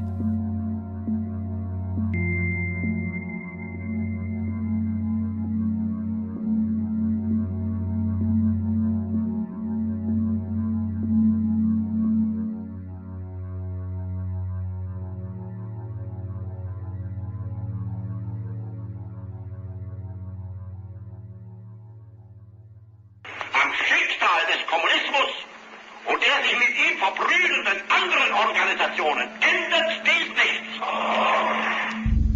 Our enemy is a radical network of terrorists and every government that supports them. It's time to wake up. The people in power go out of their way to make sure that you are perpetually misled and manipulated. The majority's perception of reality, especially in the political arena, is not their own. It is shrewdly imposed upon them without them even knowing it. For example, the public at large actually believes the invasion of Iraq is going badly, as sectarian violence doesn't seem to stop. What the public fails to see is that the destabilization of Iraq is exactly what the people behind the government want. This war is to be sustained so the region can be divided up, domination of the oil maintained, continual profits reaped for the defense contractors, and most importantly, permanent military bases established to be used as a launching pad against other oil-bearing, non-conforming countries such as Iran and Syria. For further implication that the civil war and destabilization is purely intentional, in 2005, 2 elite British SAS officers were arrested by Iraqi police after being caught driving around in their car shooting at civilians while dressed up as Arabs. After being arrested and taken to a jail in Basra, the British Army immediately requested the release of these men. When the Basra government refused, British tanks came in and physically broke out the men from the Basra prison. If you wish to destroy an area, how do you do it? Well, there are 2 ways. You can go in there and bomb it and so forth, but that is not very efficient. What you do is you try to get the people in that area to kill each other and to destroy their own territory, their own farms. And that's what's been done in that area. The way in which you destroy an opponent is get him to destroy himself by dividing his ranks against one another. Then you feed both sides. You have agents feeding both sides, inflaming both sides. And they kill each other off. And it's time that some of us woke up to this reality to understand that people who try to maintain empires and create empires do it by manipulating the people they're trying to conquer. You might want to ask yourself why the entire culture is utterly saturated with mass media entertainment from all sides, while the educational system in America continues its stupefying downward slide since the U.S. government decided to take over and subsidize the public school system. What your government pays for, it gets. When we understand that, then we look at government-financed institutions of education and see the kind of students and the kind of education that's being turned out by these government-financed schools. Logic will tell you that if what is being turned out in those schools was not in accord with what the state and the federal government wanted, then it would change it. The bottom line is that the government is getting what they have ordered. They do not want your children to be educated. They do not want you to think too much. That is why our country and our world has become so proliferated with entertainments, mass media, television shows, amusement parks, drugs, alcohol, and every kind of entertainment to keep the human mind entertained, so that you don't get in the way of important people by doing too much thinking. You had better wake up and understand that there are people who are guiding your life and you don't even know it. We're in a lot of trouble because you people and 62 million other Americans are listening to me right now, because less than 3% of you people read books, because less than 15% of you read newspapers, because the only truth you know is what you get over this tube. Right now, there is an entire generation that never knew anything that didn't come out of this tube. This tube is the gospel, the ultimate revelation. This tube can make or break presidents, popes, prime ministers, this tube is the most awesome goddamn force in the whole godless world. And woe is us if it ever falls into the hands of the wrong people. And when the largest company in the world controls the most awesome goddamn propaganda force in the whole godless world, who knows what shit will be peddled for truth on this network. So you listen to me. Listen to me. Television is not the truth. Television is a goddamn amusement park. Television is a circus, a carnival, a traveling troupe of acrobats, storytellers, dancers, singers, jugglers, sideshow freaks, lion tamers, and football players. We're in the boredom-killing business. But you people sit there day after day, night after night, all ages, colors, creeds. We're all you know. You're beginning to believe the illusions we're spinning here. You're beginning to think that the tube is reality and that your own lives are unreal. You do whatever the tube tells you. You dress like the tube. You eat like the tube. You raise your children like the tube. You even think like the tube. This is mass madness, you maniacs. In God's name, you people are the real thing. We are the illusion. The last thing the men behind the curtain want is a conscious, informed public capable of critical thinking, which is why a continually fraudulent zeitgeist is output via religion, the mass media, and the educational system. They seek to keep you in a distracted, naive bubble, and they are doing a damn good job of it. In 2005, an arrangement between Canada, Mexico, and the United States was made.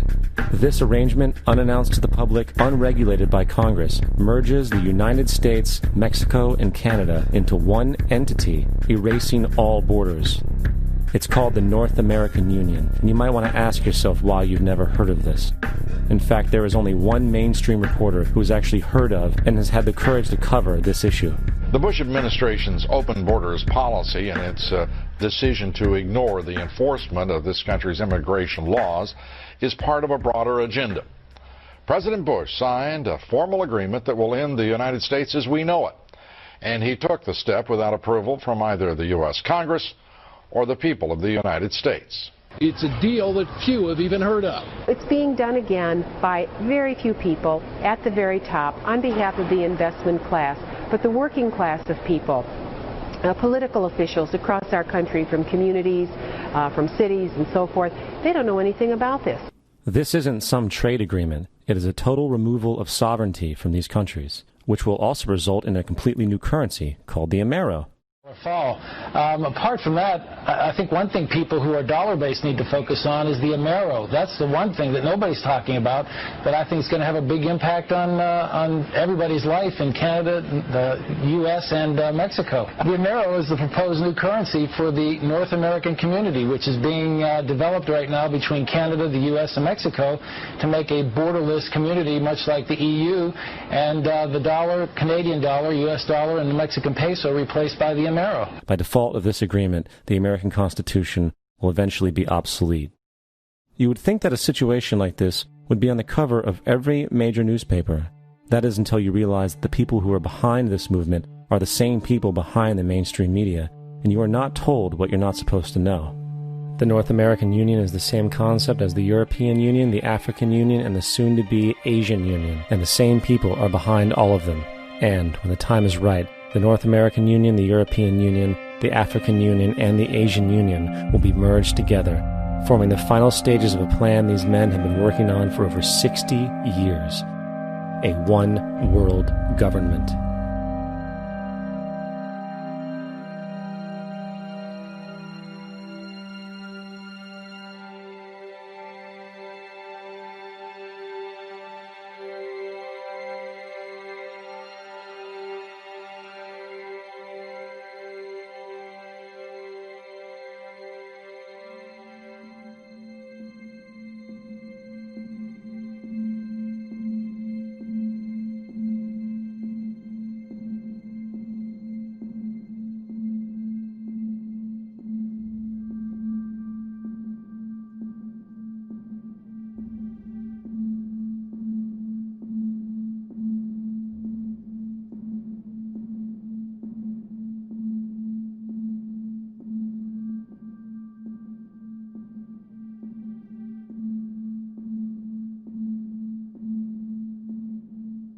One bank, one army, one center of power.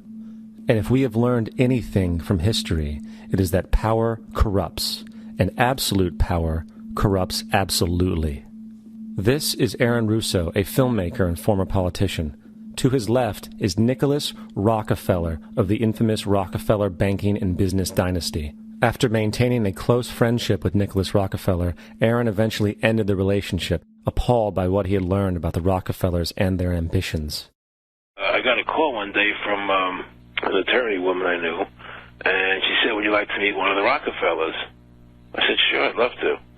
And we became friends, and he began to divulge a lot of things to me. So he said to me one night, he said that there's going to be an event there, and out of that event, you're going to see we're going to go into Afghanistan, so we can run pipelines from the Caspian Sea. We're going to go into Iraq to take the oil and establish a base in the Middle East, and we're going to go into Venezuela and try and get rid of Chavez. And the first two they've accomplished. Chavez they didn't accomplish. And he said you're going to see guys going into caves looking for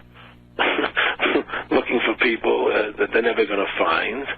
You know, he was laughing about the fact that you have this war on terror. There's no real enemy. He's talking about how by having this war on terror, you can never win it because so it's an eternal war. And so you can always keep taking people's liberties away. And I said, how are you going to convince people that this war is real? He said, but the media can convince everybody it's real. I mean, you know, it's just that you keep talking about things. You keep saying it over and over and over again, and eventually people believe it. You know, you created the Federal Reserve in 1913 through lies. You create 9/11, which is another lie. Through 9/11, then you're fighting a war on terror, and now all of a sudden you go into Iraq, which was another lie, and now they're going to do Iran. You know, and it's all one thing leading to another, leading to another, leading to another. Now, I would say to them, what are you doing this for? What's the point of this thing? You have all the money in the world you ever want. You have all the power. I said, you know, you're hurting people. It's not a good thing. And he would say, what do you care about the people for? Take care of yourself and you take care of your family. And then I said to him, what are the ultimate goals here? He said, the ultimate goal is to get everybody in this world chipped with the RFID chip and have all money be on those chips and everything on those chips. And if anybody wants to protest what we do or violate what we want, we just turn off their chip. That's right, microchipped. In 2005, Congress, under the pretense of immigration control and the so-called war on terrorism, passed the Real ID Act, under which it is projected by May 2008, you will be required to carry around a federal identification card, which includes on it a scannable barcode with your personal information. However, this barcode is only an intermediary step before the card is equipped with a VeriChip RFID tracking module, which will use radio frequencies to track your every move on the planet. If this sounds foreign to you, please note that the RFID tracking chip is already in all new American passports.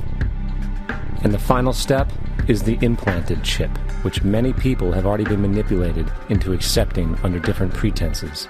We have a Florida family who are really pioneers in a brave new world. They have volunteered to be the first ever to have microchip identification devices implanted into their body. After 9/11, I was really concerned with the security of my family.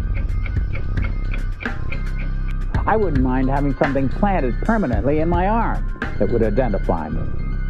In the end, everybody will be locked into a monitored control grid where every single action you perform is documented. And if you get out of line, they can just turn off your chip, for at that point in time, every single aspect of society will revolve around interactions with the chips. This is the picture that is painted for the future if you open your eyes to see it. A centralized one-world economy where everyone's moves and everyone's transactions are tracked and monitored, all rights removed. The most incredible aspect of all. These totalitarian elements will not be forced upon the people. The people will demand them. For the social manipulation of society through the generation of fear and division has completely detached humans from their sense of power and reality. A process which has been going on for centuries, if not millennia.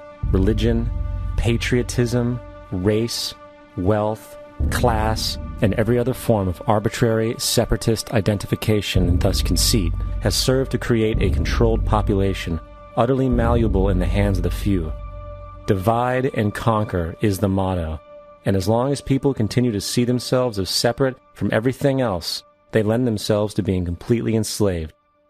The men behind the curtain know this, and they also know that if people ever realize the truth of their relationship to nature and the truth of their personal power, the entire manufactured zeitgeist they prey upon will collapse like a house of cards.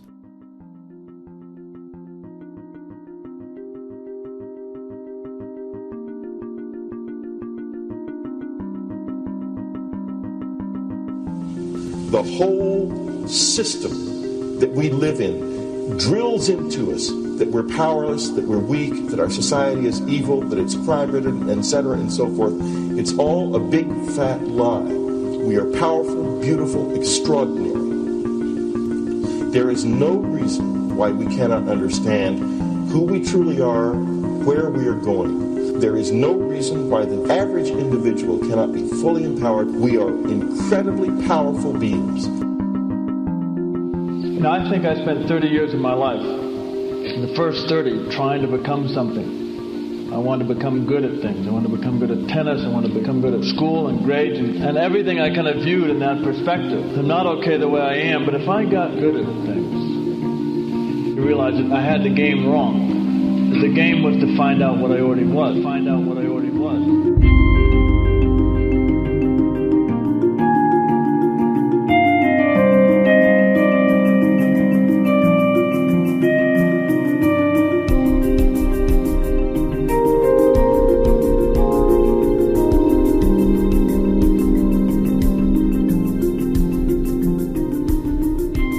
Now, in our culture, we've been trained for individual differences to stand out.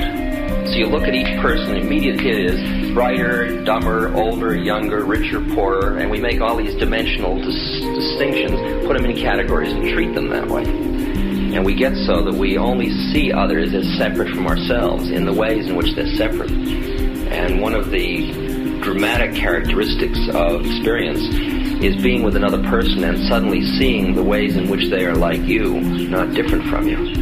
And experiencing the fact that that which is essence in you and which is essence in me is indeed one. The understanding that there is no other. It is all one. And I wasn't born Richard Albert. I was just born as a human being. And then I learned this whole business of who I am and whether I'm good or bad or achieving or not. All that's learned along the way.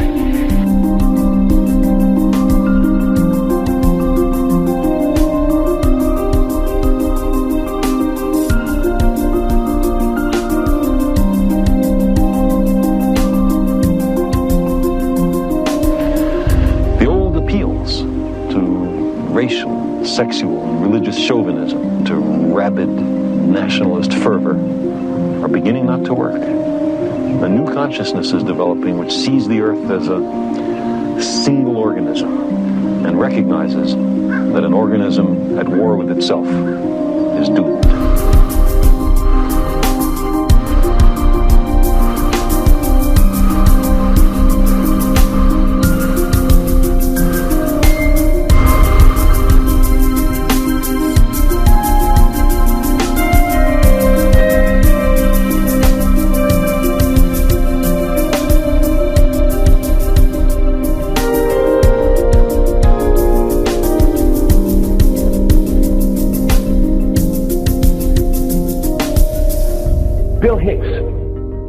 Finish his shows with this. Life's like a ride in an amusement park. And when you go on it, you think it's real, because that's how powerful our minds are. And the ride goes up and down and round and round. It has thrills and chills, and it's very brightly colored. And it's very loud, and it's fun for a while. Some have been on the ride for a long time, and they begin to question, is this real, or is this just a ride? And other people have remembered, and they come back to us and they say, hey, don't worry. Don't be afraid ever. Because this is just a ride. And we kill those people. Shut him up. I've got a lot invested in this ride. Shut him up. Look at my furrows of worry. Look at my big bank account. My family. This has to be real. It's just a ride. But we'll kill those good guys who try and tell us that. You ever notice that? And let the demons run amok? But it doesn't matter, because it's just a ride, and we can change it anytime we want. It's only a choice. No effort, no work, no job, no savings of money. Just a choice right now between fear and love.